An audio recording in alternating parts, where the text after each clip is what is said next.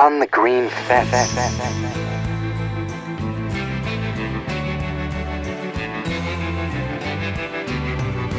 On the green fence.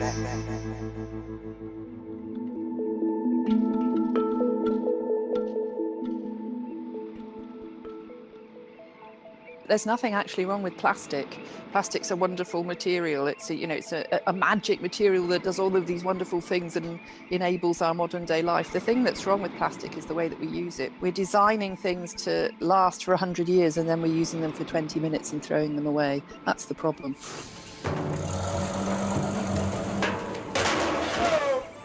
Every year, about 400 million tonnes of plastics are produced around the world, and about half are used to make single-use items such as shopping bags, cups and packaging material. Unfortunately, only 9% of plastics are actually recycled. The rest is incinerated, goes to landfill or ends up in the environment.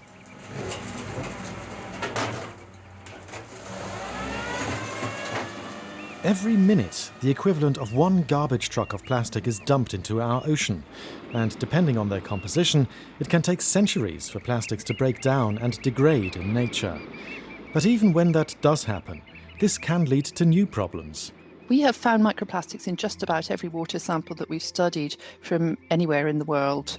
So, in this second episode of our series on plastics, we'll be taking a closer look at microplastics, including some promising solutions to this very global problem. My name is Neil King, and this is DW's On the Green Fence podcast. Let's get started.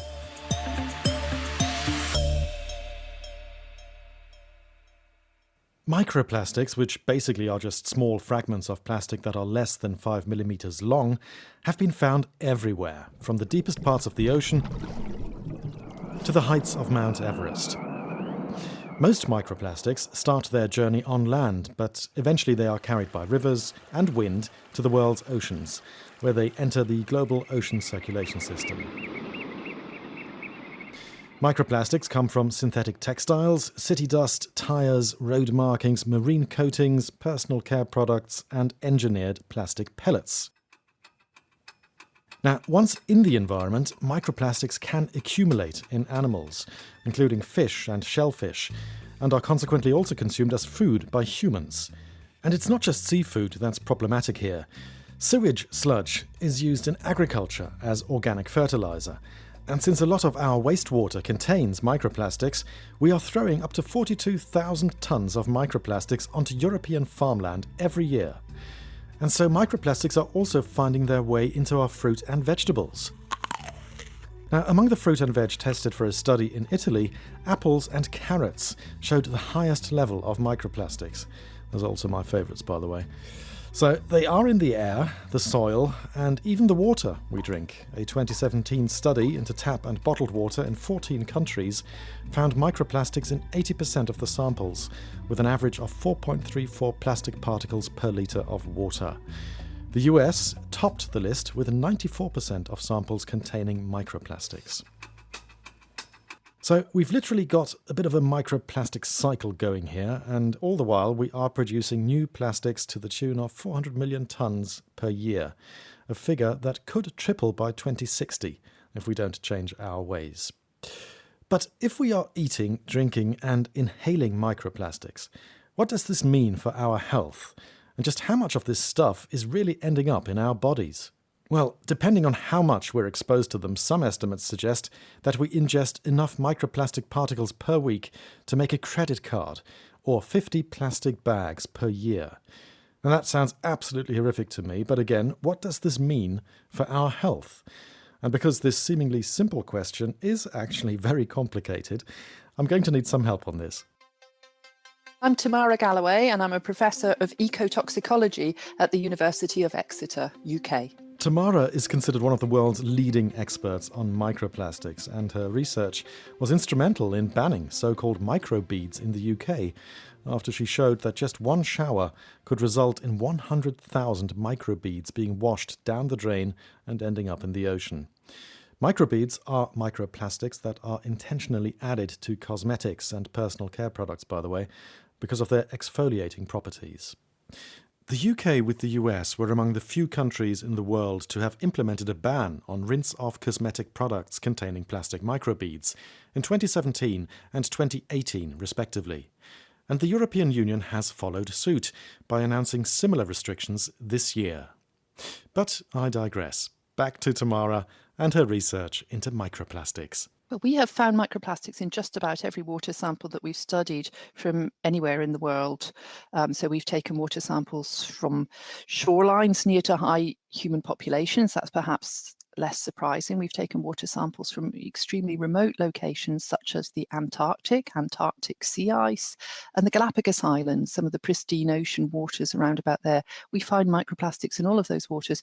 Perhaps the more surprising thing is that we find microplastics in just about every species that we've studied. So if we look in the guts of those animals, and if we use very, very sensitive techniques to look in the tissues as well, we can find evidence for tiny pieces of plastic that have been taken up into the gut of the animal. And very tiny pieces can pass across the gut wall, be taken up into the circulatory system, and we can find them in the tissues, for instance, in the liver. And the same applies to humans, right? It's also And the been same found in applies to humans. humans. Yeah, the same applies to humans. So we've known for many years that all of us have plastics additives in our bodies. That's not something that's disputed at all. We've known that for many years. Things like bisphenol A and phthalates and things that are associated with plastic packaging. The surprising thing is that we're now finding tiny pieces of plastic itself within the human body. Yeah, because I mean, there are these studies out there that it crosses the blood-brain barrier even, right? So it's been found in our Yeah. brains. There are reports of plastics crossing the blood-brain barrier, and also some reports of measuring plastics circulating in human blood. Plastics, of course, were first shown. Tiny pieces of microplastics were first shown to be passing through the human body by measuring stool samples, which is also what we do with many of our wildlife species. We see what people are excreting out at the end, and so that we know what's passed through their bodies. Plastics have been found in colonoscopy tissue samples, in the human placenta, in all sorts of tissues in the body. What we don't know is what they're doing there. We've got some ideas, but we haven't been able to prove any of those things yet. Yeah, so that would be my next question. What does this mean? Just how dangerous is this also against the backdrop that, some experts are saying that if nothing's done, plastic production could actually triple over the next decades. What does this mean for human health and also for environmental health? Yeah, this is the big thing. We don't yet know. It's incredibly difficult to do studies where you try to trace the effect of an environmental contaminant on human health. And that's because all of us are exposed to so many different things. And there are so many different confounding factors, such as our diet, our lifestyle, our health. Generally, when we're looking at the potential effects of plastic pollution, we're looking at things that are likely to be chronic and low level. We're not looking at acute toxicity that's going to kill us within a day. Those chronic health effects are incredibly difficult to differentiate from other things and to trace back to things that could be causing them. It's quite likely that tiny pieces of plastic at the nanoscale, if they were embedded in tissues, are likely to cause irritation and inflammatory reactions. There's also the potential for the slow release of chemical additives that are in the plastics, things like plasticizers, mordants, additives, antioxidants, dyes, all of those other things that are present in plastic. When that plastic was designed, the risk assessment didn't really consider what would happen if a tiny piece of that plastic was embedded in one of our tissues. It considered the risks of it being a plastic bottle and what would happen to the contents on a shelf over several months. And likewise, we never really considered in the risk assessments what would happen to the environment if hundreds of thousands of tons of those plastics all ended up in a particular environment in one place. Tamara, you just said it's difficult to draw a direct connection between plastics and what it means for human health, just how dangerous they are. But you also said that they are excreted. Is it also possible that they are accumulated in the body over time, that we are adding plastics all the time and are not excreting them? That's certainly possible. To the extent to which that is happening, we still don't know. If you look at some of the studies that have measured different plastics additives in the body, we've ourselves worked on a compound called bisphenol A. When we tried to look at the half-life of the chemical, the studies found that the half-life you would expect for a chemical like bisphenol A, which has a very short half-life, we would expect after about 6 hours, of somebody ingesting a meal that had bisphenol A in it, the bisphenol A level would start to fall. And what we typically saw in quite a few of our studies was that didn't happen, that there was a baseline of bisphenol A constantly present in the body that we couldn't ever explain. Now, we don't know if we can explain that through the presence of small pieces of plastic that are continuously releasing bisphenol A into the body, so that there is an internal store. But it is a possibility, and that's what has to be studied so that we understand more about that body half-life. Yeah. So it is possible that we're actually taking plastics with us into the grave, so to speak. Yeah. I mean, we have to look at this in perspective as well.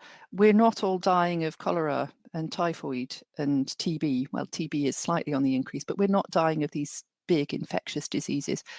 Our food is safer because it's packaged in plastic. It's less likely to get infected and to pass food poisoning onto us. So it's all a balance, isn't it? We've made things safer and we've made things last longer on a shelf, but we've created a slightly different problem in terms of the additives and the content of the plastic packaging, and then what we do with it when it's finished with. If somebody were listening to this now and is sort of thinking, actually, what can I do to avoid, ingesting or inhaling microplastics? Is there a safer place where I can live or go to, or do you have to move into the forest, or do I avoid eating fish, or what can I do? You might move into the forest and get eaten by a wolf, mightn't you? I mean, everything's relative, isn't it? To reduce your own exposure levels, try not to eat so much processed and packaged food. Try to think about how you're heating things up. Perhaps don't heat things in the microwave in plastic repeatedly. Think about the age of the plastics items you're using. To avoid contaminating the environment, always take a reusable cup with you so that you're not buying something and throwing it away. I mean, in the town where I live, it's almost a badge of honor to have a disposable plastic cup full of coffee and then chuck it away. It's like, look at me, I've got a really cool disposable plastic cup, and it's really not cool.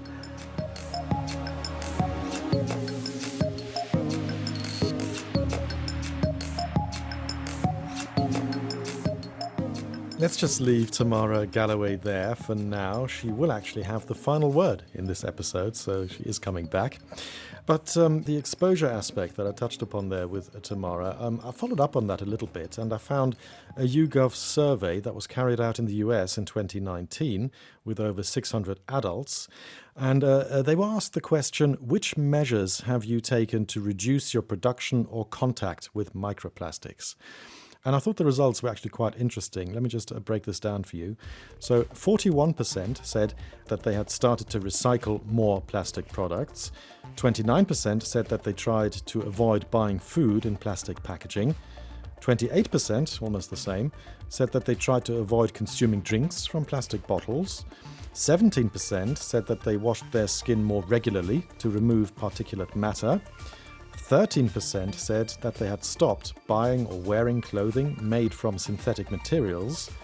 12% said that they had done nothing but were planning to. And 21% said that they had done nothing and didn't plan on doing so either.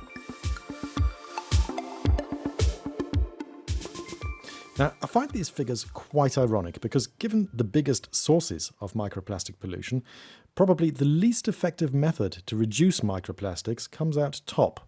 And one of the most effective is at the bottom. It would be way more effective for us to ditch synthetic textiles in favour of natural ones, because the single biggest source of microplastics in the ocean is synthetic textiles at 35%. Followed by tyre wear at 28%. So it's the clothes we wear and the cars we drive that are having the biggest impact. But let's face it, we won't all be switching to plastic-free clothing and ditching our cars tomorrow, at least not globally. So what can we do to solve this problem? Well, one possible solution to limiting the influx of microplastics into the environment is filtering them out of our wastewater, for instance. The idea isn't new, but Australian researchers at RMIT University in Melbourne say they have developed a magnetic solvent from waste that can withdraw the tiniest microplastic particles from water in record time, within 1 hour to be precise. Now, that is new.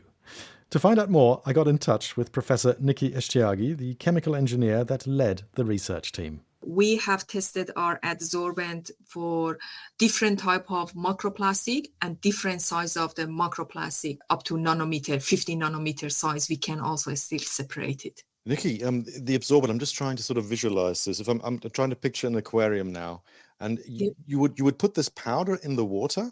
Yes. And then you would use a magnet to pull the powder back out, and then the microplastics are latching on to the absorbent. Is that sort of the picture that I'm getting? Yes, that's correct. It's just the process is quite simple. You just add this adsorbent into the water, mix it, give it time, 1 hour, and then if you put the magnet, all adsorbent and microplastic, it will be separated from the water, and clean water can be passed through and used. Okay. And this absorbent that you put in the water, I mean, is it a secret what this absorbent exactly consists of? Is that something you can divulge? We are lodging the patent on that one. And then the way that we have been processed and produced this adsorbent, it is unique, and that sort of functionality comes because the way that we structure and engineer this adsorbent. Okay, so once the patent is there, then you'll be able to tell me a bit more in detail what's exactly in it. Exactly. Yeah. Understand. But currently, paper is available and people can see it, but of course, it's a patented one, and people can see what it is there. Practically, we converted the microplastic through the hydrothermal carbonization process, and we combined it with the metallic organic framework, and that can absorb the microplastic. I mean, how much research have you done, or are you conducting research into what side effects this might have on life in the water? Can it have negative side effects that you're not aware of yet? Because we are not leaving any pollutant, so there is no side effect for anything in the water, nothing leaching out our adsorbent. So because of that one, there is no difference. And because we are collecting everything through the magnet, so we are not leaving anything behind to impact any, like aquatic life or anything else in the water. Mm-hmm. Now, I'm just sort of imagining now the aquarium picture, right? I've got my little aquarium tub, and maybe there's some fish swimming around in there, and I were to pour the absorbent in, and the fish swims through it and perhaps thinks, oh, I'll taste that, see what that tastes like. I mean, what would it do to the fish? We don't want to mix it through that way to go to the fish. Practically, if we wanted to have a clean water to put it in, for example, aquarium fish, yes, there is a likelihood if the adsorbent is suspending in that one, fish also can eat it and digest it. So that's not the purpose. Our purpose is just to make sure we clean this water from the microplastic the same way that the microplastic fish confuse and ingest the microplastic. It could ingest our adsorbent. So whole purpose is clean the water and make the clean water available for whatever purpose is in mind. Right, got it. So even if you were using it, say, in a wastewater treatment plant, and some of the absorbent were to land in the river, a fish ingested it, it wouldn't harm the fish. It would just digest it and get rid of it, basically. It is like a carbon-based material. We didn't thought about it in terms of if anyone can eat this one, what would be happen? It's good point. We can be able to look at it because we do have enough expertise even at university to look at that one to make sure whether does it impact, because obviously if anything is taking our adsorbent has microplastic.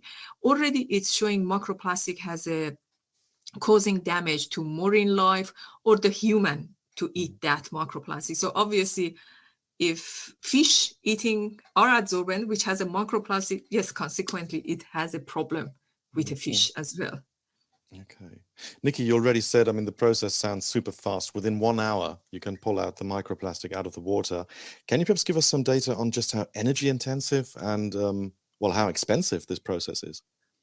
In our view, the beauty of this process is quite cheap compared to the other even existing membrane type technology, which is not even able to 100% remove microplastic, and its efficiency is impacted, and how much energy intensive that one is there. Our process is simple. It's like a mixing tank. It just put the adsorbent, just give it a mix, and after that one, it just absorb all microplastic.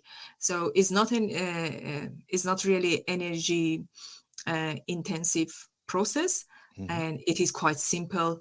And we are in the process of the scale up and commercialization of the technology. And who are you targeting with this? Is it wastewater treatment plants, or who would you be cooperating with on this?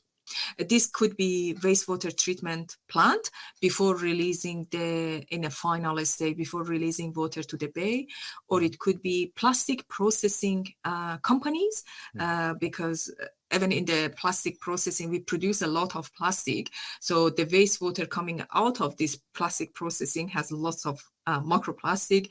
And then any like a fishery company or any oyster company, practically whoever is want to clean out the wastewater. Textile industry also could be another one. Commercial laundry would be another one. So there is a multiple different application for the process, and it is easily possible to scale up. Okay, I'm trying to put myself in the shoes now of somebody who might be interested in actually buying this product. I mean, what kind of dimensions are we talking? I mean, you've got the powder as an ingredient, and you've got the magnets. So, I mean, how just in terms of size, if I were sort of, wanted to clean, say, my wastewater, if I were a company that was cleaning wastewater, I mean, how big a magnet would I need, and how much powder would I need to actually, work this on a regular basis? Yes, sure. In terms of the magnet, we are now is joining with the commercial company. Already magnetic separator does exist commercially, so we don't need to really think about the developing anything on the magnet side of it. So practically, once adsorbent remove microplastic from the waters, it can go to that magnetic separator, and our adsorbent and microplastic will be removed, and water goes there. That magnetic separator, it comes in a different size depending on the volume of the wastewater. It can be as small as the bench top, or it can be as big as the big wastewater treatment plant. So we are in the process of the joining with this company to be able to go to the next step for the commercial stage. That is commercially available. In terms of how much powder really do you need for adding to wastewater to be able to separate 100% of the microplastic, we need to look at specifically for each wastewater, the amount of how much we need, dependent on the application and the process. What are the biggest obstacles that you're facing right now, in scaling this process? What are the things that still have to be resolved? I think is one of the biggest issue could be because often when people is coming for a commercial stage, they would expect that everything is 100% is working, and we say no, we don't know, because we got the promising result in the lab scale, but depending on which wastewater we are talking, we have to still do research and development. So some of the companies may not want to invest between the lab to really industrial scale demonstration. So filling up this gap, there is still risk, and whether any company is ready to do some risk on research and development, that could be obstacle.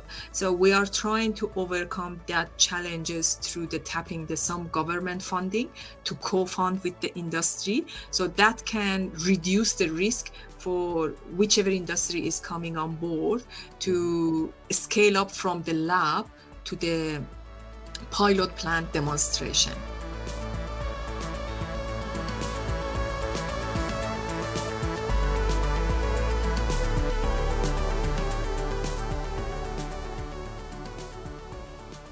Many thanks to Professor Nikki Eshtiagi from RMIT University in Melbourne there.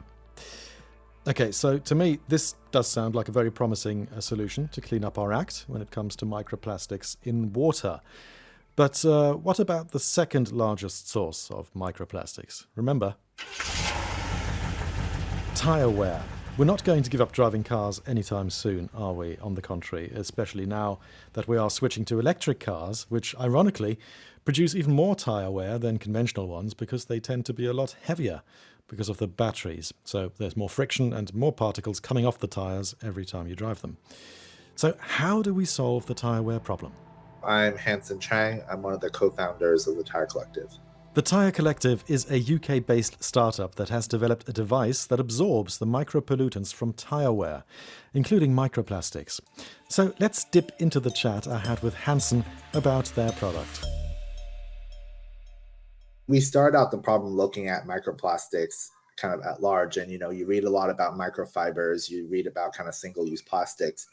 And I think we were equally as shocked when we found out that tires is the second largest microplastic pollutant in our oceans, yet nobody is talking about it. And I think that's where we saw a value in kind of raising awareness on this problem, but then more importantly, finding a solution to tackle it. I was looking at your website and it struck me you had something that was there. It was very graphic and it really hit me. You had like these cubes showing how much or how many particles end up in this cube in a day from a London bus, from a car, from an EV. And it was quite staggering just looking at these pictures of these cubes with this black content. And it says here that the box on the left, which is a bus that has the longest bus route in London, and it produces 336 grams of microplastics in just one day. Yeah, so that's the longest bus route in London. It drives about 40 miles, I think, per day from Heathrow to West Croydon. I think for us, we were reading about the problem, and there are some initial literature studies on kind of outputs of wear, but it was very hard to actually visualize what that meant until we tracked various buses in London and looked at how much wear actually comes off, and then we multiplied that by their routes, and we were quite shocked at the scale of the problem. Literally, I think normally when you think about these pollutants, they're just kind of in the air, in the water, and you don't really think about how much that actually accumulates to. Buses, because they're heavier, do produce more tire wear, just given the weight of the vehicle, and their tires are also much larger. We were quite shocked by those cubes as well. Yeah, I mean, how does that make you feel living in London? It almost, I love London, I like being in London, but it almost makes me want to wear a face mask just looking at this. Yeah, it's definitely, we definitely look at tires differently after we started the project. I think hopefully everyone who listens to this podcast will look at tires slightly differently. We don't think about it as a pollutant, right? We think about it as this object that we use every day. And we all know tires wear down, but I just think we never kind of made that connection or thought about where these particles actually go. And, it's getting into our air and into our waterway. So it does make sense. But I think we just never really thought about it from that perspective. Okay, but you have come up with a very interesting solution. Can you please outline the solution and your product? Yeah, so, we were very much set on finding a way to capture these pollutants. And we identified that capturing at source right at the vehicle before it gets dispersed into the environment was the best time to capture it. So we discovered that the tire particles themselves were charged from friction with the road. Our first prototype was we took some sandpaper to a tire and took a balloon and saw some of these particles jump up and down. And that validated for us that we could potentially use electrostatics to capture these particulates. So that's what we kind of developed more, and now we have a device that is attached onto a vehicle that uses electrostatics to attract particles, and we utilize the airflow behind the wheel to entrain those particles through a device, and a series of plates capture them. And how much of it do you manage to capture? How high is the success ratio, so to speak? Yeah, so at the moment we're looking at kind of 15 to 20% of airborne tire wear road particles by mass.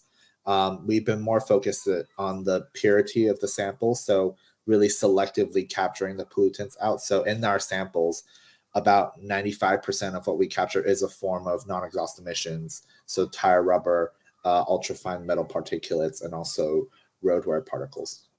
Okay. So if I were to picture this, it sounds like you've got like a mini vacuum cleaner installed, but well, just above every wheel of the car. Yeah, so at the moment we've been testing the rear wheels. So that's it's a kind of a black box that sits right behind where your bumpers would be, your mudguard would be, sorry. Um, and yeah, it's a device that kind of hangs below the bottom of the car, Mhm. right And behind it does, the latch.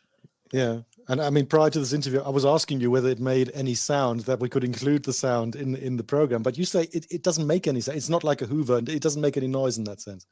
Yeah, there's no active suction, so like there's no like airflow noise. It's just there, and the electrostatic doesn't make that much noise either. Okay. Okay. So it's like it's drawn in through the electrostatic, almost like a magnet then. Yeah, it's kind of like a magnet that attracts particulates coming off of the tires. Right. Okay. And what happens then when this container is full? What happens with the pollutants that you've collected? Yeah, so we'll kind of remove the pollutants, and it's actually a form of micronized rubber that you can actually upcycle into a variety of applications. So on an industrial scale, you can use it for bitumen for roads. At a smaller scale, maybe kind of new shoe soles as like a rubber infill.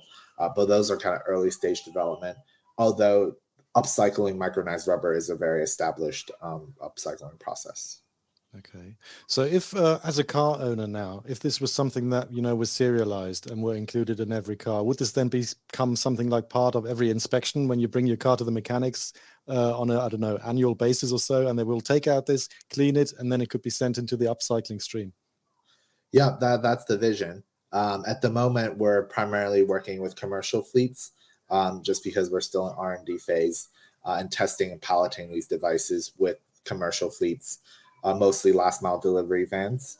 But in the future, our aim is to integrate this into your future EV, kind of like the catalytic converter, but for tire wear, and it'll be serviced by your MOT service or your annual service. Right. Hanson, what's the consumer research on this like? How are consumers reacting to this? Is this something that they're going to go for? And how much more would they have to pay for this? Yeah, so we've been quite lucky since we launched the project that we've received tremendous inbound interest from anywhere from fleet operators to vehicle manufacturers to tire manufacturers. I think within industry, tire wear has been a very well-known problem. It's just up until now there hasn't been a solution. I think we directly fill that gap. In terms of price, we're still in R&D at the moment, so the price is kind of in fluctuation. So we don't have an exact price yet. Okay, but you are already in talks with major car corporations? Yeah, so we work with OEMs to look at future integration, but we also work with the operators to look at how we can pilot our device. Okay. And just again, for me to try and visualize this, it's not a device that is clunky and sort of, is on the side of the car. It's actually quite hidden. It's not something that you would see right away, is it? Yeah, it's definitely something that's below. It's because it's below the car. It's quite hidden. I think, but when you notice it, you're like, oh, what is this? I think on some of our trials, people have stopped us and asked us, what is this device that is right under your car? So it depends on where you're looking, but it is quite hidden. Okay. As you said, you're in the R&D phase. I mean, what do you think are the main obstacles right now to scaling this? Yeah, I think one of the major obstacles that tire wear as a whole, as a pollutant, there's still a lot of research being involved in it. There are some legislative tailwinds in this field, but for kind of mass adoption of our device and also for kind of companies to really tackle this pollution, we do need legislation to come in. Although at the moment there are some kind of knowledge gaps that need to be filled before we can reach that point.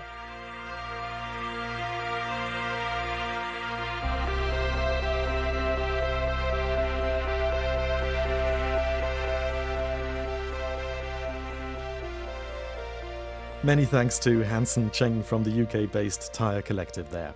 Now, Hanson told me that they intend to roll this tyre wear device out in London and the UK first, but will also be targeting the EU and California once they're ready. And I think it's worth stressing here again that tyre wear is a form of micronized rubber that can be upcycled into a variety of applications such as construction materials, 3D printing and shoe soles. And so catching these particles is a double bonus because it doesn't just reduce the overall level of microplastics pollution, it also helps save raw materials, energy and ultimately CO2 emissions as well. And of course, climate change, fueled by CO2, is by far the biggest challenge of our time. So I would like to stress that for all the health implications that microplastics may or may not have, it's really important to remember that most plastics in their current design remain a key driver of CO2 emissions. And so I'd like to end on a soundbite from Tamara that really stuck with me. The plastics industry has a bigger carbon footprint than the aviation and shipping industries combined. And if we don't do something different, that is going to increase dramatically so that by 2050, it'll be about 20% of global carbon emissions. And that brings us to the end of this second episode of our plastics series. If you missed the first one, you can listen back wherever you get your podcasts or go to dw.com/onthegreenfence. If you have any feedback or questions, please do drop us a line at onthegreenfence@dw.com. But before we go, here is what we've got planned for the next episode. Plastics are extremely hydrophobic compounds. They don't dissolve in water, but enzymes are active in water. And this is a barrier which is not easy to overcome. This is a little bit like playing lottery. So next week is all about plastic-eating enzymes. Are they a game changer or just a distraction? Hope you join us again for that. Time to wrap up. Many thanks to my colleague and producer Natalie Muller and my sound engineer Gerd Georgi. And a big thank you to all our listeners for subscribing, reviewing and sharing on The Green Fence. My name is Neil King. Take it easy and take care.